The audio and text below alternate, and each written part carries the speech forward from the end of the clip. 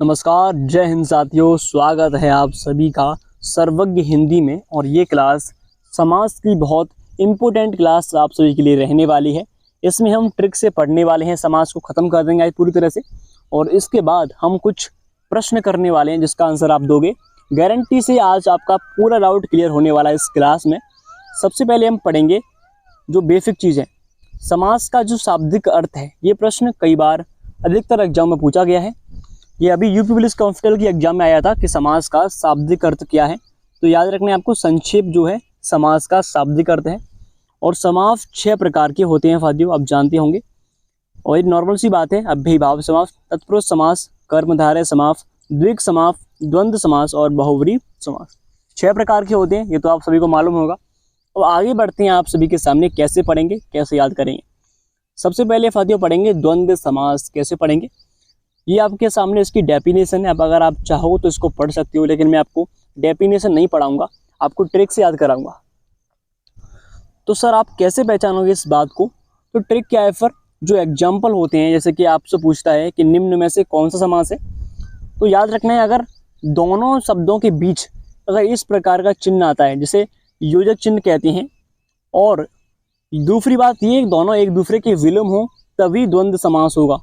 जैसे कि यहाँ पर पाप पुण्य है, बीच में चिन्ह कौन सा है? योजक चिन्ह है। और एक दूसरे के विलोम भी है, पाप का उल्टा क्या होता है? पुण्य होता है। तो ये कौन सा समास होगा? द्वंद्व समास होगा। और इसका जो विग्रह होता है, बीच में और आता है, पाप और पुण्य। उसी प्रकार से सुख दुख में भी चिन्ह लगाए, योजक चिन्ह। सुख और दुख का क्या होगा? सुख और दुख होगा। गुण दोष का क्या होगा? गुण और दोष होगा। यानी कि एक दूसरे के विलोम है। अगर एक दूसरे के विलोम नहीं है, जैसे कि मान लीजिए आपसे पूछता है रात रात, अगर चिन्ह आता है रात रात और लिखा जाता है, तो ये क्या है? ये द्वंद्व समास नहीं है, क्योंकि एक दूसरे के विलोम नहीं है ये। याद रखना इस बात को साथियों। ये कौन समास होगा? ये होगा अव्ययीभाव समास, रात रात, अगर समान एक से अक्षर हैं। ठीक है, आगे बढ़ते हैं साथियों। आशा करता हूँ कि आप इसको समझ चुके होंगे, ये तो बहुत सरल था। आगे बढ़ने वाले कठिन की तरफ देखिए, अगला आता है द्विग समास। इसको कैसे याद करेंगे आप? ये बगल में आपकी डेफिनेशन है। जिस समास का पहला वाचक संख्यावाचक हो और उसे क्या कहते हैं? द्विग समास कहते हैं। ये भी इजी है, लेकिन याद कैसे करेंगे? ट्रिक क्या है इसकी? ट्रिक है संख्या वाले शब्दों का प्रयोग करना है आपको। एग्जाम्पल देखिए कैसे पहचानोगे इसका। एग्जाम्पल जैसे कि चौराहा, क्या लिखा है? चौराहा। तो चौराहा यानी कि चौरा, जो पहला वर्ड आ रहा है वो कैसा है? पहला शब्द जो है वो क्या है? संख्यावाचक है, संख्या आ रही है। यानी कि 4 राहों का समूह चौराहा। समझ आ रहा है? जी हाँ सर। त्रिकोण, त्रि यानी कि 3, कोण यानी कि कोणा का समूह। तो 3 कोणा का समूह, जब कभी पहले अक्षर में यानी कि वर्ड के पहले में वहां पर संख्या का वर्णन होता है, जैसे कि मान लीजिए तिरंगा, क्या है? तिरंगा। 3 रंगों का समूह क्या कहलाएगा? तिरंगा कहलाएगा। तो इसमें कौन सा समास होगा? द्विग समास होगा। द्विग समास में क्या होता है? जो पहला वर्ड होता है वो संख्यावाचक होता है। आशा करता हूँ यहाँ तक आप समझ चुके होंगे, तो आप इसको आसानी से पहचान सकोगे। जिसमें संख्या पहले आए वो कौन सा? द्विग समास होगा। और जिसमें चिन्ह योजक बीच में आता है वो कौन सा? द्वंद्व समास होता है। और एक दूसरे के विलोम होते हैं, उल्टे होते हैं, तो वहाँ द्वंद्व समास। दोनों समझ में आ गए? जी हाँ सर। अब आगे बढ़ते हैं अगली अगली अगली डेफिनेशन की ओर, जो कि अव्ययीभाव समास इंपोर्टेंट है आपके लिए। इसको कैसे पहचानेंगे? अक्सर बच्चे इसमें गलती करते हैं। अव्ययीभाव समास देखिए, जिस समास का पहला पद प्रधान हो और उसे अव्यय हो, यानी जो पहला वर्ड होता है शब्द के अंदर, पहला वर्ड अव्यय होए और उसे अव्ययीभाव समास कहते हैं। जैसे कि मान लीजिए ट्रिक क्या है इसकी, पहला पद छोटा होगा और प्रधान होगा, यानी जो पहला पद है वही मुख्य पद होगा, उसी से आप पहचान पाओगे अव्ययीभाव समास क्या है। चलो एग्जाम्पल की तरफ चलते हैं। एग्जाम्पल क्या कहता है? जैसे कि आ जन्म, आ जन्म। देखिए जो शुरुआत में वर्ड आपके सामने दिखाई दे रहा है, जो आ है, जो आ वर्ड, आ का को खंड कर सकते हैं, मतलब आ जो है क्या है? अव्यय है। अव्यय आगे लगता है तो आ धन जन्म। ठीक है, उसी प्रकार से सहर्ष, आगे स लग रहा है तो स धन हर्ष, ये भी कौन सा होगा? अव्ययीभाव समास। जैसे कि मान लीजिए यहाँ पर एग्जाम्पल आपके सामने है, यथा संभव, तो इसका खंडन क्या है? यथा धन संभव। तो आगे क्या लग रहा है? यथा, तो यथा यानी कि अव्ययीभाव समास। उसी प्रकार से यहाँ पर क्या है? यथा धन सामर्थ्य, तो यथा जो वर्ड है वो क्या है? अव्ययीभाव समास है। अव्यय होता है जो चीज़। ठीक है, जैसे यहाँ पर भी क्या है? यथा, इन सभी में यथा जो है वो क्या है? अव्यय है। तो आप जानते हैं, इसको आप इजीली कर पाओगे। ठीक है, आशा करता हूँ कि समझ पाओगे आप। आगे बढ़ते हैं अगले जो समास है उसकी ओर। इस समास को क्या समझेंगे? कर्मधारय समास बोलते हैं इसको। क्या बोलते हैं? कर्मधारय समास। चिंता मत कीजिए, इसके बाद हम आपके लिए प्रैक्टिस के लिए कुछ प्रश्न करेंगे, 20 से 25 प्रश्न करने वाले हैं। देखिए ये डेफिनेशन क्या कहती है? जिस समास का उत्तर पद प्रधान होता है तथा पूर्व पद यानी पहले का पद है वो उत्तर व उपमान उपमेय तथा विशेषण विशेष्य का संबंध होता है। यानी कि जो पहला शब्द विशेषण और दूसरा विशेष्य होगा। इजी है, अब इसको समझेंगे ट्रिक से। तो इसकी ट्रिक क्या कहती है साथियों? ट्रिक कहती है कि पहला पद जो विशेषण होगा दूसरे पद की तुलना होगी। अब देखिए कैसे, देखिए इसका एग्जाम्पल क्या कहता है? चरण कमल। चरण कमल जो पहला पद जो है वो विशेषण है, चरण कहते हैं जो विशेषण है, और जो कमल जो है वो क्या कर रहा है? विशेषता बता रहा है। क्या कर रहा है? तुलना कर रहा है। तो तुलना करें तो चरण कमल यानी कि कमल के समान चरण, समान यानी कि तुलना हो रही है, तो कमल के समान कैसे हैं? चरण हैं। याद रखना इसमें क्या है? महापुरुष, जो महान है जो पुरुष, तुलना हो रही है नहीं? महापुरुष यानी कि महान है जो पुरुष। आप समझ पा रहे हैं? जी सर। उसी प्रकार से यहाँ पर मृग नयन है। मृग नयन, मृग के समान नयन, नयन कहते हैं आंखें, जो हमारी आंखें हैं वो मृग के समान है। तुलना होती है तब वहाँ पर कौन सा समास होता है? कर्मधारय समास होता है। जैसे कि लाल मणि, जो लाल मणि है, लाल है जो मणि, जब किसी चीज़ की तुलना किसी से की जाती है वहाँ पर कर्मधारय समास होता है। और जो पहला पद वो कैसा होगा? विशेषण पहला पद होगा। आगे बढ़ते हैं अगले समास की ओर साथियों। देखिए अगला समास क्या कहता है? बहुब्रीहि समास आएगा। तो इसकी डेफिनेशन क्या कहती है?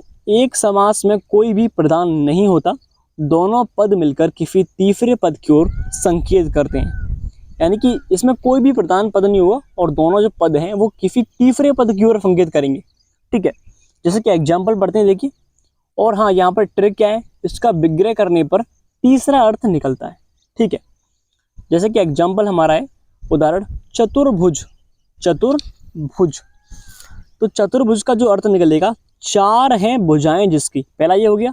अब इसमें दो वर्ड हो गए, चार हैं भुजाएं जिसकी। अब तीसरा जो इसका अर्थ निकलता है, अर्थात विष्णु भगवान जी, उनकी चार भुजें यानी कि चार भुजाएं हैं जिनकी, अर्थात विष्णु भगवान जी। दूसरा है लंबोदर। लंबोदर का तात्पर्य क्या है सर? लंबोदर यानी कि लंबा है, उदर जिनका, अर्थात गणेश जी, यानी कि जो जिनका शीश कैसा है? लंबा है, यानी गणेश भगवान जी। उसी प्रकार दशानन, एग्जाम्पल दशानन यानी कि 10 हैं, दशन 10 है जिसकी अर्थ रावण। अब ये मत समझना कि 10 आए हैं तो इसमें चुपचाप से द्विग समास लगा दूं। संख्यावाचक में जिसमें तीसरा अर्थ भी निकलता है वहां पर आपको क्या करना है? वहां पर बहुव्रीहि समास लगाना है। ठीक है, जी हाँ सर। तो इसको समझ चुके हैं। जैसे गिरिधर, यहाँ पे क्या लिखा है? गिरिधर, तो इसका क्या हुआ? गिरि को धारण करने वाला, अर्थात श्री कृष्ण। गिरि को धारण, गिरि मतलब पर्वत, पर्वत को धारण करने वाले कौन? भगवान श्री कृष्ण। गिरि का तात्पर्य क्या होता है? पर्वत होता है, पहाड़ होता है। आप समझ चुके होंगे इसको भी। अब अगला देखते हैं तत्पुरुष समास को, देखिए कैसे पढ़ेंगे। तो तत्पुरुष समास क्या कहता है? जिस समास में दूसरा पद प्रधान होता है तथा दोनों पदों के बीच का कारक चिन्ह लुप्त हो जाता है उसे तत्पुरुष समास कहते हैं। ट्रिक क्या है सर? इसका दूसरा पद छोटा होगा और दूसरा पद प्रधान होगा, इस बात को याद रखना है। एग्जाम्पल क्या कहता है? जैसे कि राजकुमार, क्या है? राजकुमार अर्थात राजा का कुमार, बीच में अगर का विभक्ति आती है तो वहां पर तत्पुरुष समास होगा, इस बात को भी याद रखना है। ठीक है, और बाकी के जितने भी हैं ये सब तत्पुरुष समास में आते हैं, संप्रदान है। ये 8 विभक्ति होती हैं, कर्ता, कर्म, कारक, इन सभी में ये सब के लिए। ठीक है, इनको तो आप इजीली पढ़ पाओगे। आगे बढ़ते हैं नेक्स्ट। अब हम इनकी क्या करते हैं? हम इनके एग्जाम्पल्स करते हैं कुछ, ध्यान से देखिएगा। अगर आप चाहते हैं कि तत्पुरुष समास की जो 8 विभक्तियाँ होती हैं उनके आधार पर उनको भी मैं कराऊँ तो आपकी इच्छा में भी पूरी करता हूँ। देखिए, तो वहाँ पर जो 8 होते हैं विभक्तियाँ, जैसे कि राजपुत्र, राजा का पुत्र, यश, यश प्राप्त, यश को प्राप्ति, करुणापूर्ण यानी करुणा से पूर्ण।